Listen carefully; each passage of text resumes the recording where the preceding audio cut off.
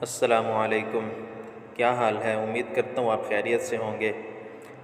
امام ابن حجر مکی رحمۃ اللہ علیہ بیان کرتے ہیں کہ ایک صالح شخص نے کسی کو خواب میں دیکھا اور اس سے پوچھا کہ مرنے کے بعد تیرا کیا حال ہوا؟ اس نے بتایا کہ اللہ سبحانہ و تعالیٰ نے میری بخشش فرما کر جنت میں بھیج دیا۔ صالح شخص نے اس سلوک کا سبب پوچھا تو اس نے بتایا کہ جب فرشتوں نے میرے اعمال تولے، میرے گناہوں کو شمار کیا اور میرے پڑھے ہوئے درود پاک بھی شمار کیے تو 100 درود گناہوں سے بڑھ گئے، جبکہ باقی سب نیک اعمال سے میرے گناہ زیادہ تھے۔ جو ہی درود پاک کا بھی شمار بڑھ گیا تو اللہ پاک نے فرشتوں کو حکم دیا کہ اس کا حساب کتاب ختم کرو، چونکہ اس کے درود بڑھ گئے ہیں، اس لیے اس کو سیدھا جنت میں لے جاؤ۔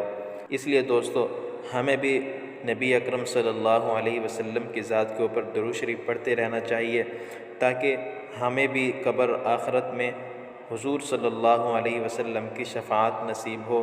اگر آج کی ویڈیو آپ کو اچھی لگی ہے تو لائک کر دیں اور چینل کو سبسکرائب کر دیں۔ شکریہ۔